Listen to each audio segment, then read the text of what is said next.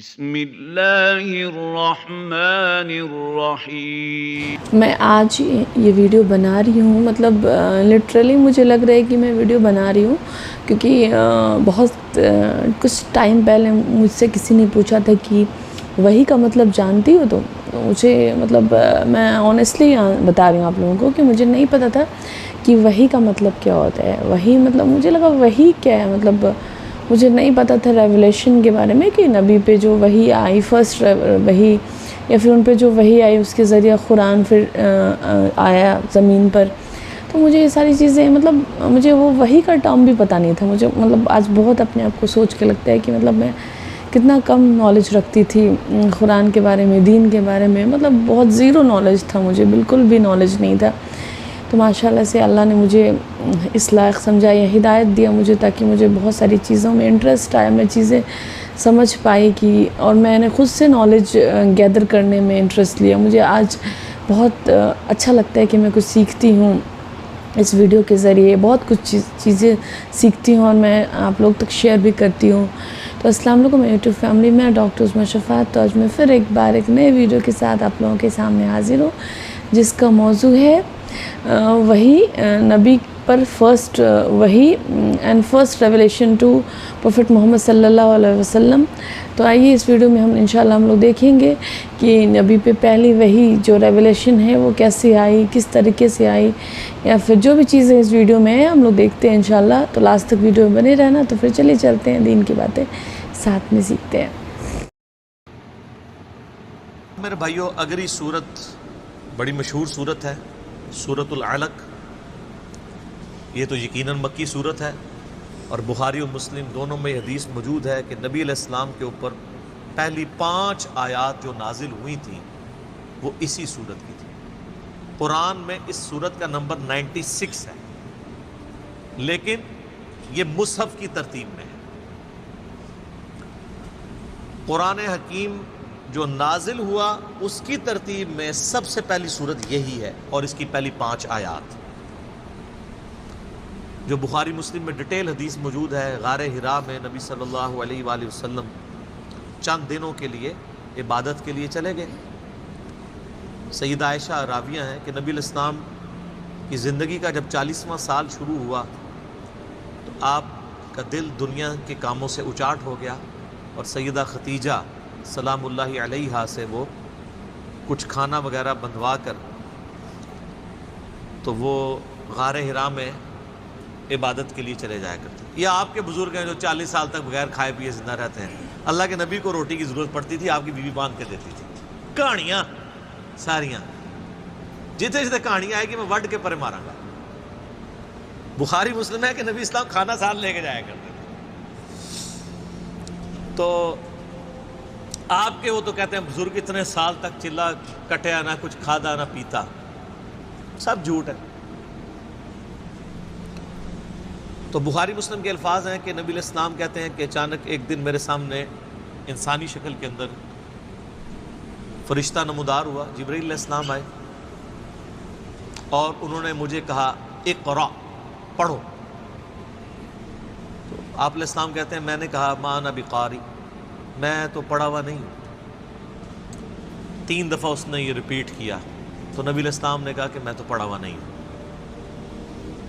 تو پھر اس نے آپ علیہ السلام کو اپنے سینے سے لگا کر زور سے بھینچا، اور اس کے بعد کہا کہ پڑھ، اقرأ بسم ربک الذی خلق، خلق الانسان من علق، اقرأ وربک الاکرم الذی علم بالقلم، علم الانسان ما لم یعلم۔ یہ 5 آیات۔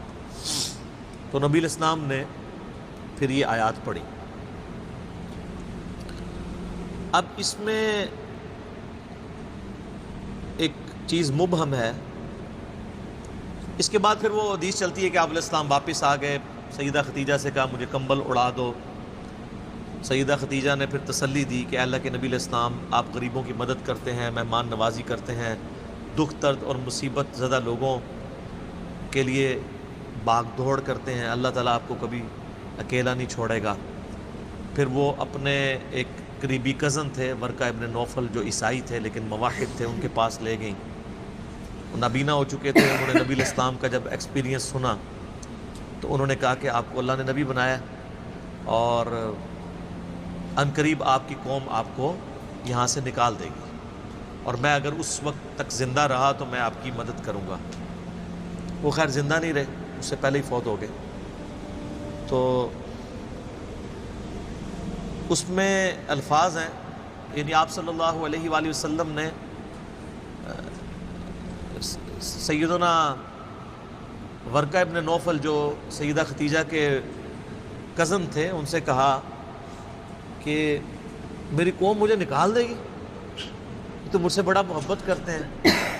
ظاہر ہے کہ ایک شخص کی 40 سال کی زندگی میں وہ آنکھوں کا تارا ہے مکے کے لوگوں کا، تو اچانک انسان پریشان ہو جاتا ہے کہ یہ کیسا ممکن ہوگا کہ جو لوگ مجھ سے اتنی محبت کرتے ہیں وہ مجھے ریجیکٹ کر دیں گے۔ تو ورقہ ابن نوفل نے بڑی زبردست بات کی، انہوں نے کہا کیا محمد آپ سے پہلے جس نے بھی یہ توحید کی دعوت بلند کی ہے نا، یہ دعوت ہی ایسی ہے کہ مخالفین پھر اس کے ساتھ یہی شروع کرتے ہیں۔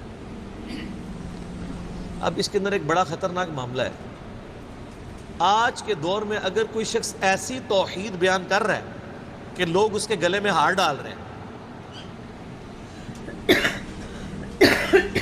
اور وہ لوگوں کی آنکھوں کا تارا بن چکا ہے، تو آپ سمجھ لیں کہ وہ توحید بیان نہیں کر رہا جو قرآن کی توحید ہے۔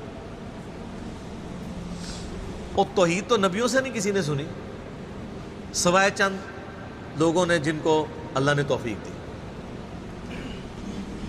آج توحید کی کوئی بات کر رہا ہو اور لاکھوں کا مجمع اس کی بات سن رہا ہو اور لوگ تعریف کر رہے ہوں، تو وہ توحید وہی بیان کر رہا ہوگا کہ جو توحید ہندو بھی مانتے ہیں۔ سورج اللہ نے بنایا، چاند اللہ نے بنایا، زمین اللہ نے بنائی، تو ہندو کیا کہتے ہیں؟ شیطان نے بنائی۔ عیسائی کیا کہتے ہیں؟ فرعون نے بنائی۔ یہودی کیا کہتے ہیں؟ نمرود نے بنائی۔ نہیں، سارے کہتے ہیں اللہ نے بنائی۔ لیکن جیسے ہی وہ یہ کہے گا نا کہ اللہ کے علاوہ کسی کو مدد کے لیے نہیں پکارنا، یہ جو لوگ قبروں میں دفن ہیں جن کو آپ جا کے اپنی حاجتیں پیش کرتے ہیں، یہ کچھ نہیں کر سکتے، ساتھ ہی آپ دیکھیں وہ لاکھوں کا مجمع جو ہے نا چند درجنوں پہ آ جائے گا اور اس شخص کی پٹائی بھی شروع ہو جائے گی، کیونکہ یہ تو کسی نے سننی نہیں ہے، یہ وہ ننگی تلوار ہے جس سے سب بھاگتے ہیں۔ بہرحال اس میں ایک جو چیز ابہام والی تھی وہ یہ تھی کہ نبی صلی اللہ علیہ وآلہ وسلم کو جو 3 دفعہ فرشتے نے کہا کہ آپ پڑھیے، تو آپ نے فرمایا کہ میں پڑھا ہوا نہیں ہوں۔ اس میں میرے خیال ہے ڈاکٹر اسرار صاحب رحمہ اللہ تعالیٰ کا موقف ٹھیک ہے، مولانا مودودی رحمہ اللہ کا بھی یہی موقف ہے۔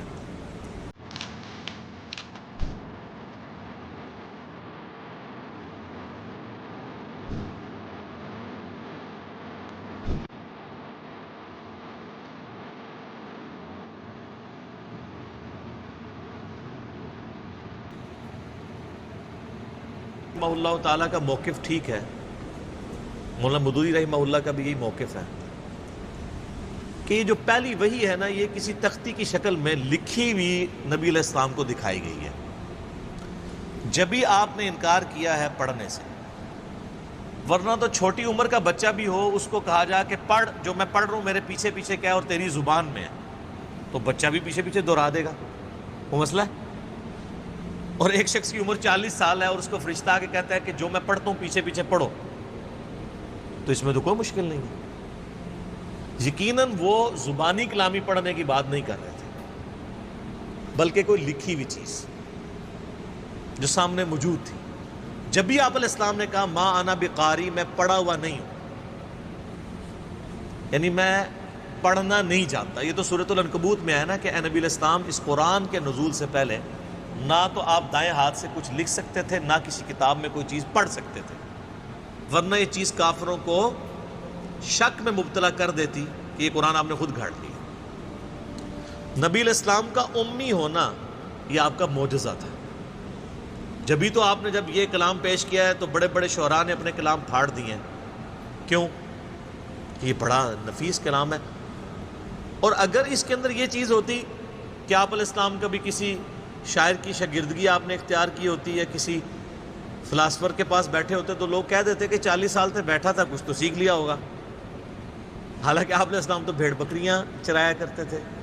یا بالکل جب آپ کی شادی ہوئی تو پھر کوئی تجارت کا کام کیا. آپ علیہ السلام کا لکھنے پڑھنے کے ساتھ کبھی کوئی تعلق نہیں رہا، اور یہ اللہ تعالیٰ نے انٹینشنلی کی ہے تاکہ آپ علیہ السلام کی نبوت کی دلیل اسے بنایا جائے. ہمارا پڑھا لکھا نہ ہونا ہمارا عیب ہے، نبی علیہ السلام کا پڑھا لکھا نہ ہونا آپ کی خوبی ہے جو ریکوائرمنٹ تھی.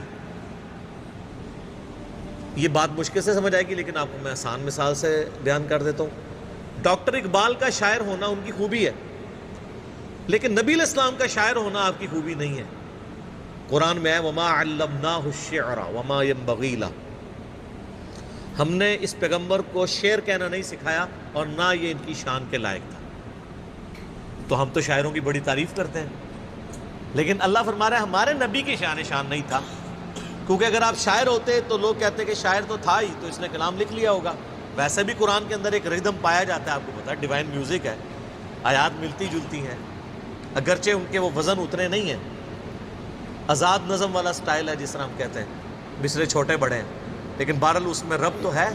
الرحمن علم القرآن خلق الانسان علمہ البیان، یہاں بھی تو ہے نا ربط، ہر صورت کے اندر ربط ہے. اور یہ ربط رکھا اس لیے تاکہ اس کا ٹیسٹ فیل ہو. اگر یہ عام نثر کے انداز میں ہوتی نا تو اس کا مزہ ہی کوئی نہیں تھا. عربیوں کے لیے کوئی انجوائمنٹ نہیں تھی، اجمیوں کے لیے بھی نہیں تھی. اور دوسرا اس میں چوری نہیں ہو سکتی.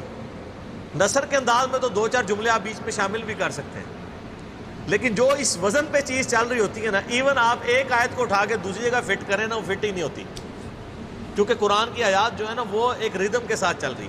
اگر آپ کہیں کہ میں سورہ 3 کی کوئی آیت فٹ کر دوں اس کے اندر، وہ کر ہی نہیں سکتا، وہ اپنے سیاق و سباق میں نہیں فٹ ہوگی. تو یہ اس کی حفاظت ہے. تو یہ موقف مضبوط لگتا ہے کہ نبی صلی اللہ علیہ وآلہ وسلم کو فزیکلی کوئی چیز دکھائی گئی ہے. اور اسی وجہ سے جو لوگ اس بات کے قائل ہیں نا کہ نبی علیہ السلام اعلان نبوت کے بعد اللہ نے آپ کو یہ استعداد دے دی تھی کہ آپ کتاب میں سے پڑھ سکتے تھے اور تھوڑا بہت لکھ بھی سکتے تھے، ان کے موقف کو تائید ملتی ہے اس چیز سے. مہارت نہیں تھی لیکن تھوڑا بہت کر سکتے تھے. اس کا ثبوت وہ بخاری کی حدیث ہے، جب صلح حدیبیہ کے اوپر موقع پر معاہدہ لکھا گیا تو کافروں نے کہا کہ ہم تو آپ کو اللہ کا رسول نہیں مانتے، محمد رسول اللہ کو کاٹ کے محمد ابن عبداللہ لکھے. نبی علیہ السلام نے سیدنا علی چونکہ آپ کے کاتب تھے، آج کل کے کاتب وحی تو کوئی اور ہیں، نبی علیہ السلام کے زبان میں مولا علی تھے، زید ابن ثابت تھے.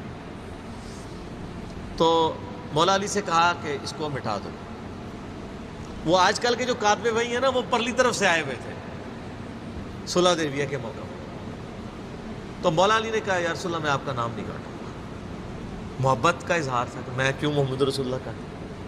تو آپ نے اس کے اوپر کوئی ان پہ گرفت بھی نہیں فرمائی. آپ نے فرمایا اچھا مجھے بتاؤ کہاں لکھا ہے. تو صحابہ نے بتایا یہ آپ کا نام لکھا. تو آپ علیہ السلام نے اس کو اپنے مبارک ہاتھوں سے لکیر پھیری، اور بخاری کے الفاظ ہیں کہ آپ علیہ السلام نے اپنے ہاتھوں سے لکھا محمد بن عبداللہ. اس میں میرا یوٹیوب پہ کلپ ہے نبی علیہ السلام کی ہینڈ رائٹنگ. اب جو اسٹرکٹلی جو لوگ اس چیز کے قائل ہیں کہ حضور لکھنا پڑھنا نہیں جانتے تھے، ان کے گلے کی ہڈی ہے یہ والی حدیث. وہ کہتے ہیں جی یہ ہے نا جو کہ آپ نے لکھا، اس سے مراد ہے آپ نے لکھوایا، لیکن جھوٹ تو پکڑا جاتا ہے. اسی حدیث میں الفاظ ہیں کہ اللہ کے نبی نے اپنا نام لکھا، اور وہ راوی حدیث وہ صحابی کہتے ہیں لیکن آپ علیہ السلام لکھنے میں مہارت نہیں رکھتے تھے، یعنی آپ کی ہینڈ رائٹنگ اتنی خوبصورت نہیں تھی کیونکہ آپ نے کبھی لکھا ہی نہیں تھا. تو وہ حدیث الفاظ حفاظت کر رہی ہے کہ وہ آپ نے لکھا تھا، لکھوایا والا چکر نہیں تھا. یہ آفس کا کام کرتے کرتے تھک چکا ہوں میں، یار پھر سے سبزی لانا بھول گیا، اب کیا بناؤں ڈنر میں. لکھوایا والا چکر نہیں تھا. تو بس اتنا آپ نے لکھا. تو جو لوگ اس چیز کے قائل ہیں نا کہ اعلان نبوت کے بعد آپ لکھنا پڑھنا جان گئے تھے، اللہ نے آپ کو یہ معجزہ دے دیا تھا، تو یہ بات سمجھ میں آتی ہے. اس کا انکار یعنی دلائل کے ساتھ کرنا ناممکن ہے. اگر کوئی کرتا ہے تو اس کی اپنی مرضی. میں آپ کو صرف ایک ہر جگہ اختلاف بتا رہا ہوتا ہوں دلائل کے ساتھ کیا چل رہا ہے. اس سے نبی علیہ السلام کی نبوت بھی اسٹیک پہ نہیں لگے گی, کیونکہ وہ تو اعلان نبوت کے بعد ہے نا. قرآن کا تو کلیم ہے اس وحی کے نزول سے پہلے آپ لکھنا پڑھنا نہیں جانتے تھے. تو وہ کہتے ہیں پھر اس سے ثابت ہوا کہ وحی کے نزول کے بعد اللہ نے آپ کو یہ طاقت دے دی تھی کہ آپ پڑھ بھی سکتے تھے. تبھی تو آپ علیہ السلام پروف ریڈنگ بھی تو وہی کی کرتے تھے نا. پروف ریڈنگ تو وہی کرے گا جو بول رہا ہے. پروف ریڈنگ کے دو طریقے ہیں کہ آپ نے کوئی وہی لکھوائی, پھر آپ نے کہا پڑھو کیا لکھا ہے, اور وہ اس نے پڑھ کے سنائی, اور دوسرا یہ کہ آپ خود دیکھیں گے کیا لکھا ہے اس نے. تو دونوں طریقے سے پروف ریڈنگ ہوتی ہے. لہٰذا میرا موقف یہ ہے کہ اگر کوئی یہ موقف رکھتا ہے تو یہ موقف بھی دلیل کے ساتھ ہے کہ نبی علیہ السلام وحی کے نزول کے بعد لکھنا پڑھنا جانتے تھے, اگرچہ اس میں مہارت نہیں تھی. تو یہ جو ہے نا اقرأ بسم ربک الذی خلق, پڑھ اپنے رب کے نام سے, تو بیسیکلی پڑھنے سے مراد یہ نہیں تھا کہ میرے پیچھے پیچھے پڑھ, ورنہ تو آپ پہلی دفعہ ہی پڑھ لیتے. یار آپ خود سوچیں, آج بھی آپ کسی 10-12 سال کے بچے کو کہیں کہ بیٹا میں جو آپ کی اردو زبان میں بولتا ہوں میرے پیچھے پیچھے پڑھ, تو وہ بھی پڑھ دے گا. تو 40 سال کا انسان جو فصیح اللسان ہو, اس کو ایک شخص کہہ رہا ہے پڑھ, اور وہ آگے سے کہ میں پڑھ ہی نہیں سکتا, تو اس کا مطلب یہ ہے کہ وہ سامنے لکھی ہوئی چیز. اور پھر جو چوتھی دفعہ بخاری مسلم کے الفاظ ہیں کہ فرشتے نے آپ کو سینے سے لگایا, اور پھر جب چھوڑا تو کہا پڑھ, تو پڑھ لیا. وہ سینے سے لگا کے اللہ تعالیٰ نے جبرائیل کے ذریعے پڑھنے کی استعداد آپ علیہ السلام میں ٹرانسفر کر دی. سمجھ آ گئی بات؟ اللہ کے لیے تو ممکن نہیں ہے نا, ناممکن نہیں ہے نا یہ چیز, ایک لمحے میں کسی کو سکھا سکتا ہے. اسی لیے تو میں بار بار کہتا ہوں کہ آپ کہتے ہیں نا ہمارے بزرگ جو ہیں وہ کشف کے ذریعے دل کا حال جان لیتے ہیں, تو اللہ تعالیٰ ان کو 2 منٹ میں سکھا دے. میں اپنا میکینیکل انجینئرنگ کا فارمولہ لکھ کے دیتا ہوں, کوئی دنیا کا بابا اس کو دیکھ کے پڑھ کے بتا دے, کہتے ہیں دل کے حال جان لیتا ہے. یہ تو سارے ٹھوس ہو جاتے ہیں. بھئی کشف کا اللہ کو تو میکینیکل انجینئرنگ آتی ہے نا.